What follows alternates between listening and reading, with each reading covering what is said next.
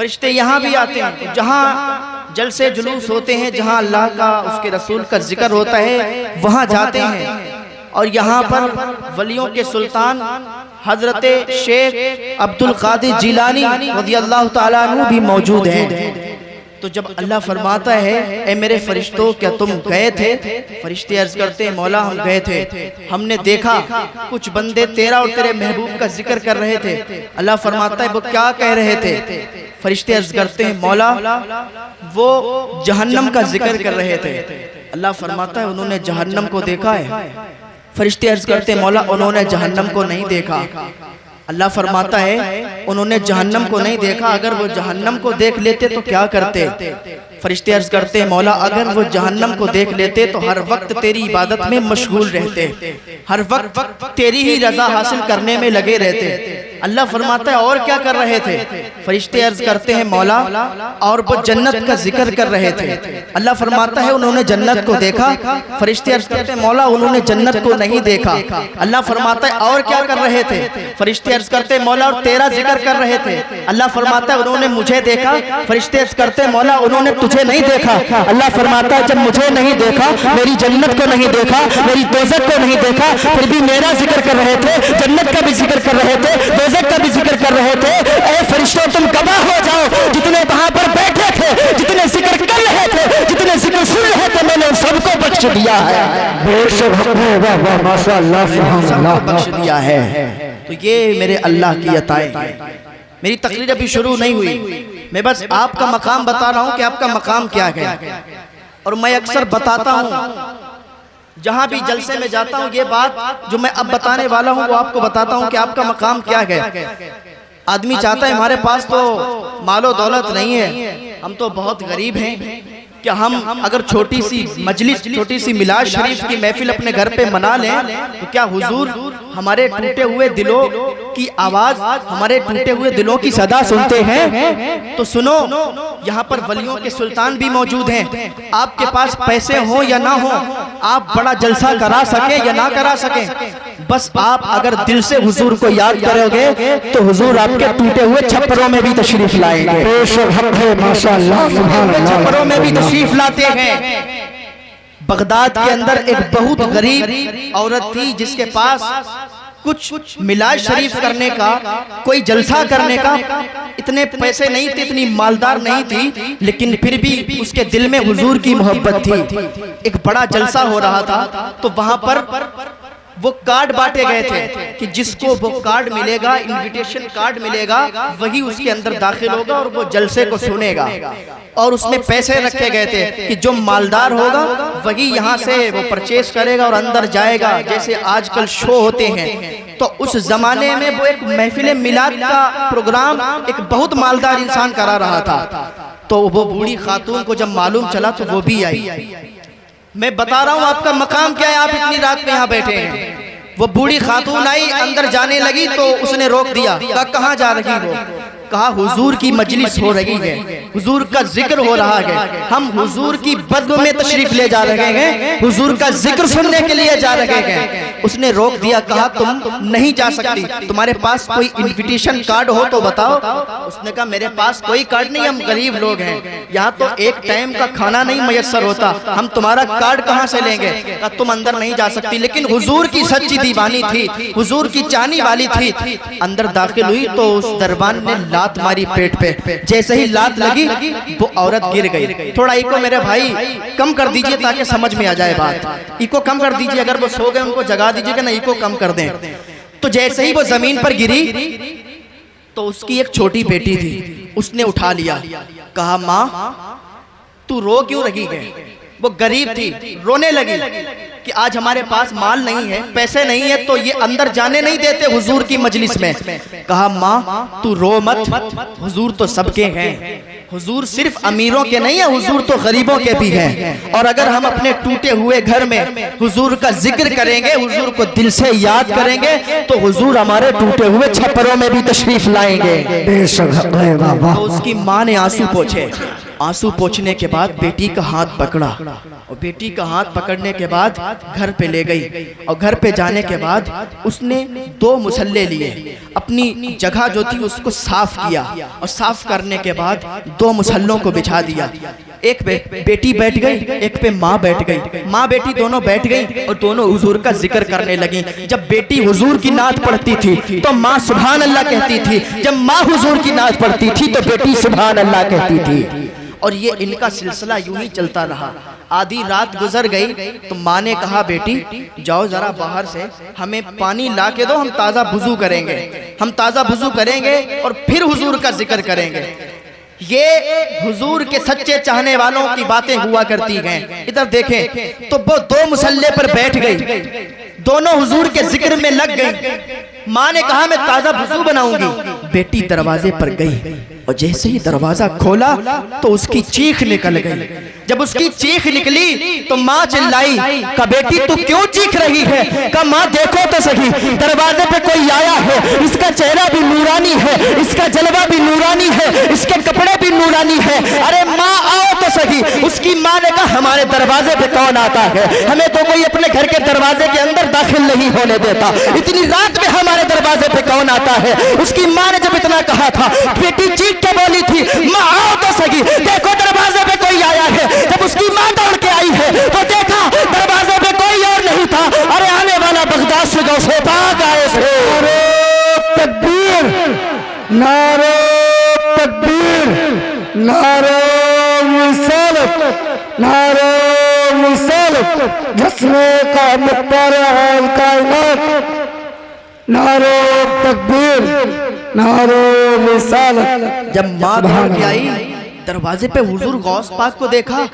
तो अर्ज करने लगी, या गौसे आजम, या पीरे पीरा, या मीरे मीरा, आपका मकाम तो बहुत आला है।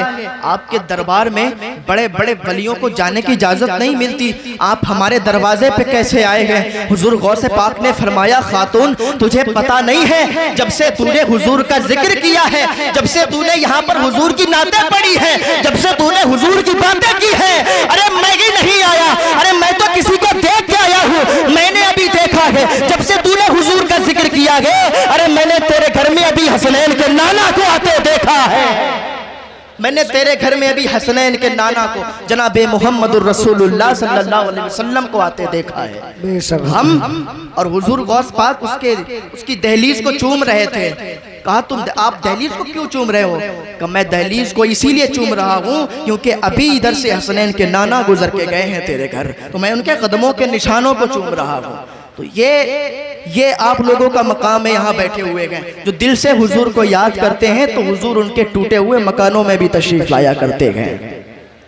मेरा जो मौजू था, मैंने जो रखा था, मैंने आयत करीमा पढ़ी थी, इन्ना शैतान लिल इंसान अदुव्वुम मुबीन। आपके जहन को हाजिर करने के लिए मैंने ये 2 वाक़या आपको दे दिए ताकि आप सुकून से सुने। अब थोड़ा माहौल बनाएं और बस 20-25 मिनट की गुफ्तगू सुन के चले जाएं।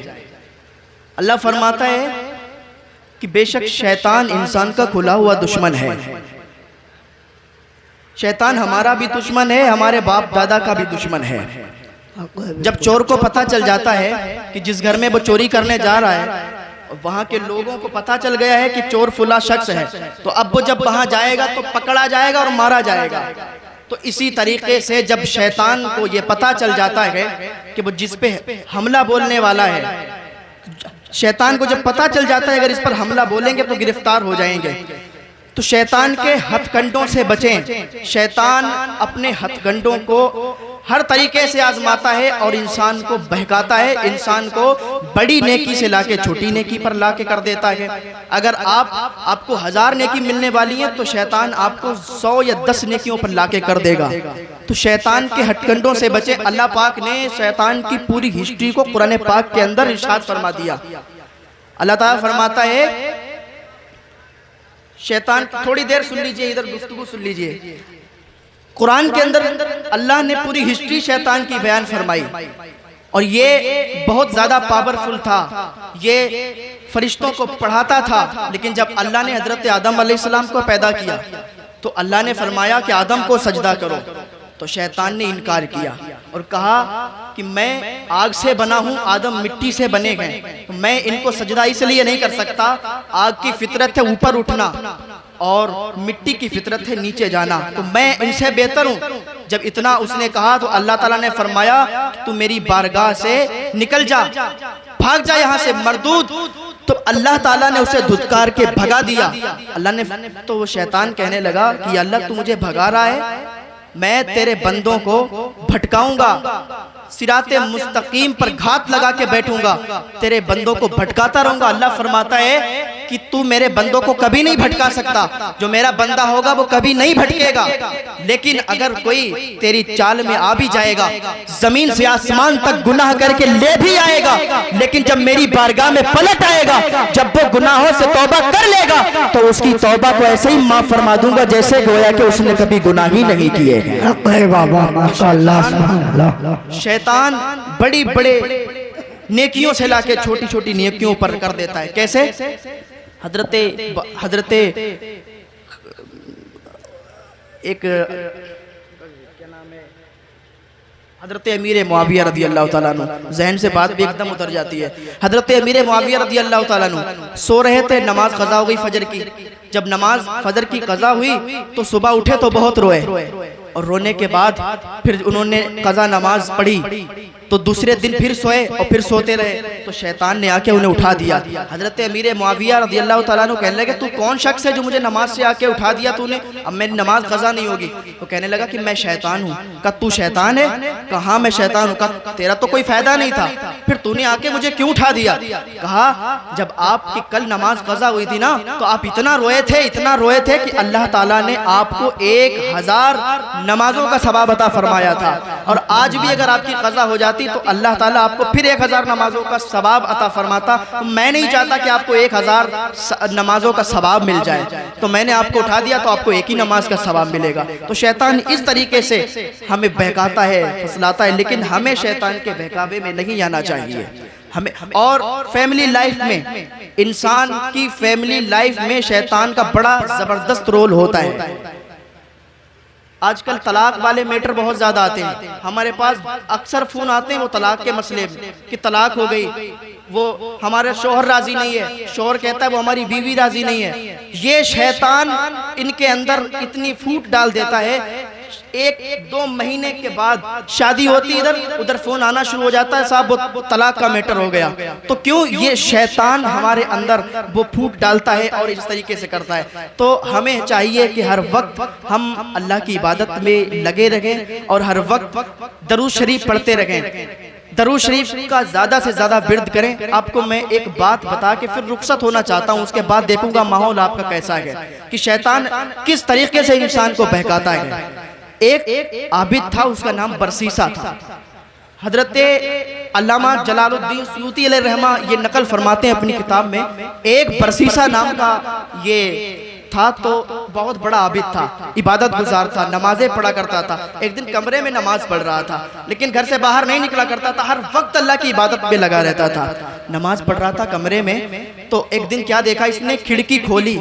अब शैतान का रोल देखो यहाँ से किस तरीके से शुरू होता है और कैसे इसको आबिद से इसको गुनाहगार बना के और इसको कत्ल भी करवाता है और इसको मुर्तद भी बना देता है। तो इसने खिड़की खोली तो देखा कि एक बहुत नेक इंसान नमाज अदा कर रहा है, और वो साहब शैतान था, और वो नमाजी की शक्ल में आया था और उसके दरवाजे के सामने नमाज पढ़ने लगा। धीरे धीरे इंसान के उसमें ये आता है, धीरे धीरे इंसान को बहकाता है, और इंसान इसके बहकावे में कैसे आता है। तो जैसे ही खिड़की खोली देखा कि एक शख्स नमाज पढ़ रहा है, उसने फिर बंद कर दी, और फिर वो बरसीसा था फिर नमाज पढ़ने लगा। जब फिर नमाज पढ़ने लगा, फिर दूसरे दिन उसने फिर खिड़की खोली तो फिर वही शख्स था, फिर उसने खिड़की बंद कर दी।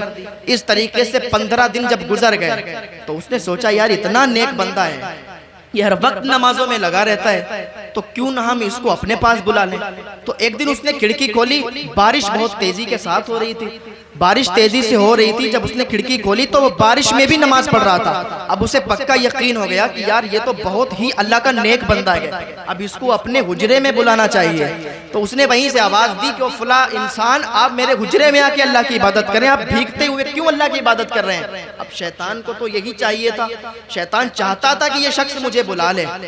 तो जब उसने बुलाया तो उसने कहा कि आप बुला रहे हैं तो आपकी दावत मुझे कबूल है, मैं आपकी दावत को ठुकरा नहीं सकता। तो शैतान आया हुजरे के अंदर और नमाज पढ़ने लगा। 15 दिन उसने नमाज पढ़ी, बाकायदा नमाज पढ़ी। नमाज क्या, वो नकल बनाए हुए था नमाज की। तो 15 दिन उसने नमाज की नकल की। अब जो आबिद इंसान था उसे पक्का यकीन हो गया कि ये तो बहुत बड़ा अल्लाह का नेक बंदा है। अब उसने अपना धीरे धीरे रोल शुरू किया। बरसीसा को उसने बहकाना शुरू किया कि आप इतने बड़े अल्लाह के बंदे हो, आप इतने बड़े जाहिद हो, आप इतने बड़े आबिद हो, इतनी इबादत करते हो, आपकी जबान में तो बहुत पावर होगी। आप मरीजों को देखा करें, आप लोगों को देखा करें, आप शहर में जो लोग परेशान होते हैं उनको देखा करें, उन पर फूंक डालना शुरू किया करें, वो लोग शिफायाब हो जाएंगे। उसने कहा यार मैं ये काम नहीं करता, मैं बस इबादत में लगा रहता हूँ। लेकिन शैतान ने उसको धीरे धीरे बहकाया और कहा मैं आपको एक मंत्र बताता हूँ। शैतान ने एक मंत्र बताया उसको और कहा ये मंत्र तुम ले लो, जब तक तुम्हारे पास ये मंत्र रहेगा, जब तक लोग तुमसे शिफायाब होते रहेंगे। 1 महीना इबादत करने के बाद शैतान चला गया, उसने अपना काम यहीं से शुरू कर दिया। अब देखिए बरसीसा नाम का जो आबिद था उसका रोल क्या है। अब क्या हुआ कि उसी शहर में एक बहुत बड़ा मालदार इंसान था, उसकी बेटी की तबीयत खराब हुई। जब उसकी बेटी की तबीयत खराब हुई तो उसने सोचा कि अब किसके पास ले जाएं, उस पर जिन्नाती खलल हो गए और इसी शैतान ने जाके उस पर असर कर दिया और उसको बीमार कर दिया। और फिर उनके दिलों में यह डाल दिया कि बरसीसा नाम का शख्स है, उसके पास चले जाओगे, उसके पास एक ऐसा मंत्र है कि वो मंत्र फूकेगा कि तुम्हारी बेटी सही हो जाएगी। अब किस तरीके से ये डाल रहा है, अभी उधर गया।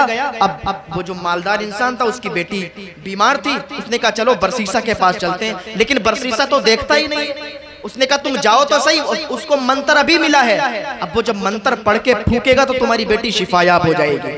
अब ये मालदार इंसान अपनी बेटी को लेके उस बरसीसा नाम के आबिद के पास गया और जब आबिद ने देखा तो कहने लगा, उसने सोचा कि अभी तक तो मैंने कोई फूंक नहीं डाली, कोई दुआ नहीं की, चलो मंत्र मुझे मिला है, इसको आजमाते हैं, ट्रायल लेते हैं कि देखें ये मंत्र कामयाब है या नहीं है। तो बरसीसा नाम का जो आबिद था उसने उसी मंत्र को पढ़ा और उसी लड़की पर फूंका तो लड़की फौरन सही हो गई, क्योंकि इसी शैतान ने असर किया था और इसी ने ठीक भी कर दिया। बरसीसा को होश भी नहीं। बरसीसा ने समझा कि वाकई मेरा मंत्र बहुत कामयाब है, मेरा मंत्र बहुत कामयाब है, अब तो मैं मरीजों को देखा करूंगा, अब तो मैं जो भी आएगा उस पर यही मंत्र फूंका करूंगा और मैं बहुत मशहूर हो जाऊंगा। वो बरसीसा जो कभी बाहर निकलता नहीं था, आज वो मरीजों को देखने की तमन्ना रख रहा है शैतान के बहकाने से। लेकिन इसको खबर नहीं कि हमें शैतान बहका रहा है, इसी तरीके से हमें भी शैतान बहकाता है, हमें खबर नहीं होती। तो उसने देखा और कह जाओ ठीक हो गई। 15 दिन ठीक रही लड़की और शैतान 15 दिन के बाद जाता है, फिर उस पर असर कर देता है, फिर वो बीमार हो जाती है और फिर उसके बाप से कहता है कि जाओ बरसीसा के पास, वही ठीक कर देगा, उसके अलावा शहर में कोई ठीक नहीं कर पाएगा। अब बरसीसा के पास वही लड़की भेजी गई, उसके भाई अब की लाए और बरसीसा से कहने लगे कि देखो इस पर फिर जिन्नाती खलल हो गए, ये फिर परेशान हो गई। बरसीसा ने फिर वही मंत्र फूंका और फिर लड़की सही हो गई, लड़की सही हो गई। अब इसको पुख्ता यकीन हो गया था कि हमारा मंत्र कामयाब है। इधर इस मालदार इंसान को भी पक्का यकीन हो गया था कि बरसीसा कुछ काम का इंसान है, बरसीसा जो पढ़ के फूंक देता है तो बस जो भी मरीज हो वो ठीक हो जाया करता है। आजकल हमारे मुआशरे में बहुत से ऐसे ढोंग चल रहे हैं, झाड़ फूंक का चल रहा है, लोग जाते हैं अंधाधुंध और उनको पैसे भी देते हैं, फिर कोई फायदा भी नहीं होता। तो इस तरीके के लोगों से भी बचें। तो अब क्या हुआ कि जो मालदार इंसान था वो किसी काम से पूरी फैमिली के साथ, यानी जो मर्द थे उसके यहाँ, बस सब बाहर चले गए और लड़की अकेली। तो सोचा कि बहन अकेली रहेगी, बाप ने सोचा बेटी अकेली रहेगी, तो फिर किस तरीके से हम इसको साथ में तो ले जा नहीं सकते। तो अब शैतान आया आबिद की शक्ल में और कहने लगा कि तुम्हारी बेटी यहाँ अकेली रहेगी, सेफ नहीं है। बरसीसा नाम का जो शख्स है बहुत नेक है, उसी के पास अपनी बेटी को छोड़ जाओ और फिर जब आओगे तो फिर आप उसके यहाँ से ले आना, वही एक जगह है जहाँ वो बच्ची सेफ रहेगी। तो उसने सोचा कि यार बरसीसा जो है बहुत नेक बंदा है, बहुत अल्लाह से डरने वाला शख्स है, चलो उसके पास छोड़ देते हैं। तो बरसीसा के पास वो अपनी बेटी को छोड़ के और वो चले गए दूर। 1 महीने के लिए वो चले गए। अब देखिए शैतान का क्या रोल शुरू हुआ। जब वहां छोड़ के चले गए, वो लोग अपने काम से चले गए, तो लड़की थी। अब बरसीसा का क्या काम था, बरसीसा ने कहा कि मैं अपने मकान में इसको नहीं रख सकता, इसके लिए आप दूसरा मकान तैयार करवा के जाओ। तो दूसरा मकान तो नहीं था, लेकिन साइड में एक किराए का मकान था, उसमें लड़की को शिफ्ट कर दिया। लड़की वहां रहती थी, बरसीसा दूसरी जगह रहता था। खाना देने रोज जाता था, दहलीज पे रख देता था और चलाता था। तो शैतान अब आया बरसीसा के पास और कहने लगा कि ए बरसीसा, ए अल्लाह के नेक बंदे, क्या तुझे ये पता नहीं है कि तू एक लड़की को खाना देने जाता है, दरवाजे पे कुत्तों की तरह खाना डाल के चला आता है और वो खाना खाती है बेचारी अकेली, तो तुझे क्या ये तौफीक नहीं होती कि तू अंदर जाके खाना दे दे? तो बरसीसा ने सोचा बात तो सही है, मैं उसको कुत्तों की तरह खाना देता हूँ, तो मैं क्यों ना उसको अंदर खाना दे के आऊं, और जब अंदर दे के आऊंगा तो वो इत्मीनान से खा लेगी। तो इतना जब उसने सुना तो वो दूसरे दिन जब खाना लेके गया तो वो अंदर रख के आया। फिर इसी तरीके से 4-5 दिन गुजरे तो फिर शैतान आबिद की शक्ल में आया और बरसीसा को होश नहीं है कि ये मेरे पास शैतान आ रहा है। अब उसने क्या किया कि अब बताने लगा कि तू यहाँ अंदर रख के चलाता है, अकेली लड़की रहती है, उससे ना कोई बोलने वाला है ना कोई सुनने वाला है, तो क्यों ना थोड़ा अंदर बढ़ जाया कर और थोड़ा उसको अंदर खाना दे दिया कर जाके। तो बरसीसा ने कहा बात तो ठीक है। अब वो थोड़ा अंदर जाने लगा और अंदर खाना दे के चलाता था। अब इस तरीके से शैतान उसको बरगलाता गया और वो इस तरीके से उसके बहकावे में आता गया। धीरे धीरे उसके बहकावे, कितना नेक इंसान था, जाहिद था, आबिद था, लेकिन उसके बहकावे में आता गया। अब एक दिन क्या हुआ कि वो उसके बिल्कुल घर के अंदर जाके खाना देके चला आया। अब शैतान ने कहा कि तू अंदर जाता है चलाता है, थोड़ी बातें कर लिया कर। जब थोड़ी बातें कर लेगा तो उसका दिल लग जाएगा, अकेली बच्ची है उसका दिल लग जाएगा। तो कहा बात तो ठीक है। तो दूसरे दिन फिर वो गया, उससे बातें करके चलाता था। अब धीरे धीरे माहौल इतना खराब हो गया कि बरसीसा ने जिना कर लिया, माज़अल्लाह जिना कर लिया। शैतान ने उसको ऐसा बहकाया कि उसने जिना कर लिया। अब वो क्या हुआ, अब वो बड़ा परेशान हुआ, आबिद से कहने लगा, वो शैतान था आबिद की शक्ल में आया। अब बरसीसा उससे कहने लगा कि मुझसे तो इतना गुनाह हो गया। उसने कहा कि कोई बात नहीं है, अभी किसी को बताना मत, उसके भाई और उसके बाप बाहर गए हुए, जब आएंगे तो किसी को कोई खबर ना लगे। कहा ठीक है। लड़की थोड़े दिन के बाद प्रेग्नेंट हो गई। लड़की प्रेग्नेंट हुई। अब वो वहां पर उनको टाइम लग गया, काफी 1 साल का वक्त उन्होंने लग गया जहां पर वो लोग गए थे। अब इधर बरसीसा बड़ा परेशान था, अब इधर बच्चे की विलादत भी हो गई। इधर बच्चे की विलादत हुई तो फिर शैतान आया आबिद की शक्ल में। अब देखो किस तरीके से इसने रोल निभाया। कहने लगा कि अब तो बच्चा भी हो गया, अब तो तू मार दिया जाएगा। अब वो मालदार इंसान आएगा, जब उसको पता चलेगा हकीकत, वो तो मार देगा और तुम बस बेमौत मारे जाओगे। तो कहा अब क्या करूं तुम बताओ। कहा ऐसा करो, मैंने तुम्हें इतना समझाया है, मैंने तुम्हें मंत्र दिया है, इतना कुछ किया है, तो मेरी बात मानोगे तो तुम बच जाओगे। तो क्या करूं। कहा ऐसा करो, अब जब तुम जाना तो किसी हिसाब से बच्चे को कत्ल कर देना, अब बच्चों के कत्ल करके वहीं पर दफन कर देना। अब जब वहीं पर दफन कर दोगे तो फिर कुछ बात ही नहीं बचेगी, लड़की भी नहीं बताएगी, तुम भी नहीं बताओगे, मामला खत्म हो जाएगा। उसने कहा ठीक है, बात तो तुम्हारी सही है। अब वो बहकावे में आ गया और अंदर गया। जाने के बाद लड़की से कहा कि मैं इस बच्चे को कत्ल कर दूं। अब माँ तो माँ होती है ना, माँ अपने बच्चे को कैसे कत्ल करवा देगी। उसने कहा नहीं, है मेरा बच्चा है, मैं नहीं दूंगी इसे कत्ल करने के लिए। उसने जबरदस्ती छीन लिया और उसे कत्ल करके वहीं दफन कर दिया। अब लड़की भी उससे नाराज हो गई। अब वो आया उसी शैतान के पास, वो आबिद की शक्ल इख्तियार किए बैठा था। कहने लगा मैंने उसको कत्ल कर दिया, दफन भी कर दिया, अब बताओ क्या करना है। अब कुछ मत करो, अब क्या करना है, लड़की भी तुमसे नाराज हो गई। अब तुम अगर बचना चाहते हो और अपने बचाव में, तो तुम लड़की को भी कत्ल कर दो, ना रहेगा बांस ना बजेगी बांसुरी। लड़की नहीं होगी तो कह देना कि वो इंतकाल हो गया और वो उसको दफन कर दिया गया, कुछ बात ही नहीं होगी। अब बरसीसा आ गया इसके बहकावे में और जाने के बाद छुरा लेके गया, लड़की को भी कत्ल कर दिया और जो लड़की को कत्ल किया उसकी भी कब्र वहीं पर बना दी, दफन कर दिया। अब इत्मीनान की सांस ली और सोचा कि मैं बच गया। थोड़े दिनों के बाद उसके भाई आ गए। भाई आए तो कहा कि मेरी बहन कहाँ है। तो उसने कहा, बड़ा अफसोस, उसने चेहरा बना लिया, आंसू ले आया, कहने लगा कि क्या बताएं, आपकी जो बहन थी तबीयत खराब हो गई, इंतकाल कर गई, उसको दफन कर दिया। बहुत नेक थी बेचारी, हर वक्त 5 वक्ता नमाजी भी बन गई थी, उसको मैंने बहुत पढ़ा भी दिया था, नमाजी बना दिया था, लेकिन अल्लाह का करना क्या, उसकी मौत आई, उसे दफन कर दिया गया। उन्होंने 2-4 आंसू बहाए, चले गए अपने घर। अब देखो शैतान फिर गया, अब उनके ख्वाब में गया और तीनों को, 2 बेटे 2 भाई थे उस बहन के और एक बाप, तीनों के ख्वाब में एक ही ख्वाब डाला कि तुम्हारी बहन को इस तरीके से उस बरसीसा नाम के आबिद ने कत्ल किया, उसके बच्चे को कत्ल किया, पूरा मैटर बता दिया। अब सुबह को भाई आपस में जब जैसे ही उठे एकदम पसीना पसीना, तो तीनों ने जब ख्वाब अपने अपने बताए तो तीनों के एक ही ख्वाब। अब तीनों जो थे उसी बरसीसा के यहाँ दौड़ते हुए गए अपनी तलवार को लेके। कहा जब उसको पकड़ा का सच सच बताओ क्या मामला था, वरना तुम्हारी गर्दन को यहीं उड़ा देंगे। उसने सारी बात को सच सच बताया, का ऐसा ऐसा मामला था, हम उसके कहने पे आ गए थे, वो हमारा आका है, वो हमारा उस्ताद है, वो हमें बताता गया, हम उसके कहने पे आते गए, अभी भी इसे नहीं मालूम कि ये शैतान है जो हमें बहका रहा है। तो उसने कहा अब काजी के पास मैटर गया, काजी ने फांसी का हुक्म दे दिया।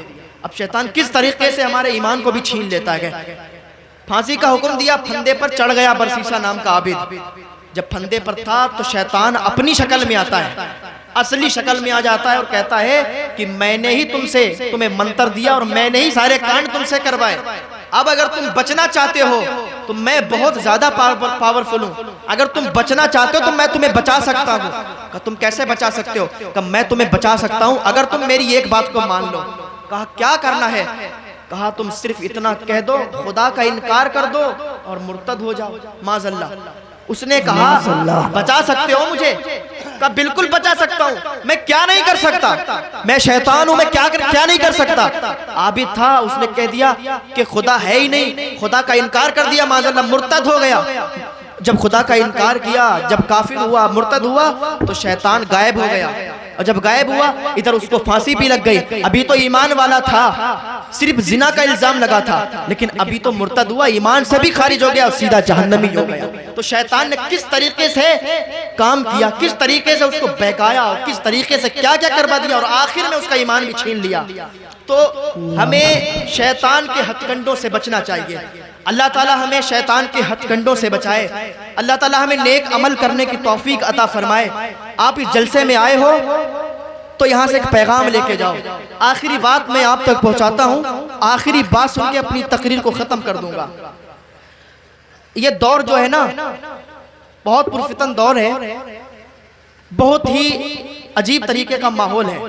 अल्लामा इकबाल ने बहुत पहले कहा था कि अगर आप अपने बच्चों के सीनों में मुस्तफ़ा की मोहब्बत डालना चाहते हो तो 3 चीजों को अपना लेना। 3 चीजों को बताया, अपना लेना, तुम्हारा बच्चा मुस्तफ़ा की मोहब्बत में गामज़न हो जाएगा और तुम्हारे बच्चे के सीने से कभी कोई मुस्तफ़ा की मोहब्बत को निकाल नहीं सकता है।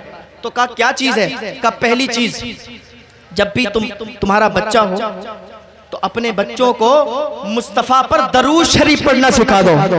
जब मुस्तफ़ा पर तुम्हारा बच्चा दरूद शरीफ पढ़ेगा तो उसे मुस्तफ़ा से प्यार हो जाएगा और दरूद शरीफ की बरकत बहुत ज्यादा है।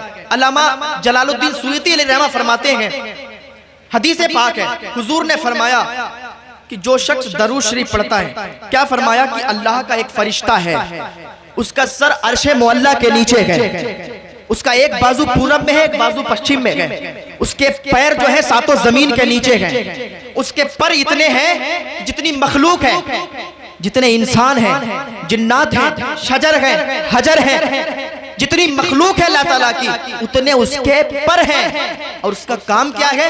उसका काम ये है कि जो भी इंसान एक मर्तबा हुजूर सल्लल्लाहु अलैहि वसल्लम पर दरूद शरीफ पढ़ता है तो उसका वो फरिश्ता नूर के समंदर में गोता लगाता है और फिर अपने परों को झाड़ता है।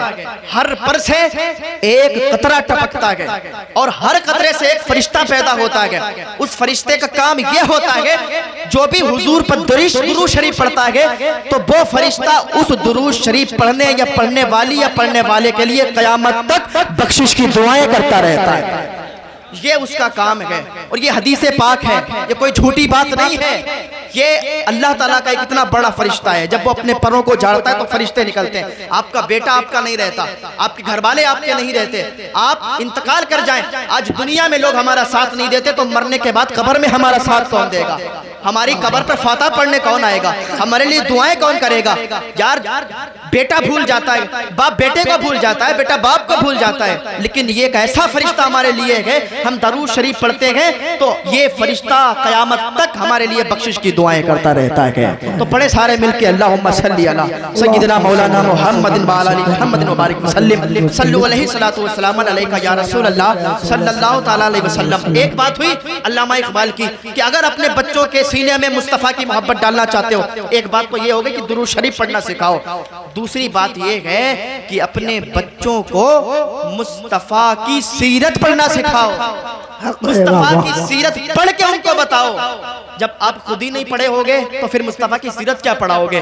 तो आपको चाहिए कि अगर आपका एक बेटा है तो उसे मदरसे में भेज दो और उसे आलिम दीन और हाफिज कुरान बनाओ, ताकि वो आपका बख्शिश का जरिया बन जाए, आपकी भी बख्शिश करवाए, आपके गांव वालों की भी बख्शिश करवाया करे। तो अपने बच्चों को आलिम दीन बनाओ, उन्हें सीरत मुस्तफ़ा पढ़ाओ, ताकि मुस्तफ़ा की मोहब्बत उनके सीने में आ जाए। और आखिरी बात बताई कि अगर चाहते हो कि तुम्हारे बच्चे के सीने में मुस्तफ़ा की मोहब्बत आ जाए तो उन्हें मुस्तफ़ा का हुस्न जमाल बताया करो, मुस्तफ़ा का हुस्न जमाल बताओ, क्योंकि दुनिया में कोई ऐसा इंसान नहीं है जैसे मेरे मुस्तफ़ा हैं, और जैसा हुस्न मेरे मुस्तफ़ा का है वैसा हुस्न दुनिया में कोई नहीं, किसी माँ ने ऐसा बच्चा ही नहीं पैदा किया है। बच्चों को जब मुस्तफ़ा का हुस्न जमाल बताओगे तो उन्हें मुस्तफ़ा से प्यार हो जाया करेगा, उन्हें उन बच्चों को मुस्तफ़ा से इश्क हो जाएगा। बात तो बहुत लंबी चली जाएगी, मैं इस पर गुफ्तगू करूं लेकिन वक्त साथ नहीं दे रहा। मैं अपनी गुफ्तगू को यहीं पर ख़त्म करता हूं। अल्लाह ताला हमें नेक अमल करने की तौफीक अता फरमाए। सारे लोग कलमा शरीफ पढ़ने, ला इलाहा इल्लल्लाहु मुहम्मदुर रसूलुल्लाह सल्लल्लाहु ताला अलैहि वसल्लम। मेरे पढ़ने में सुनने में आपके कोई गलती हो जाए, कोई हो गई हो, अल्लाह ताला उसे माफ़ फरमा दे।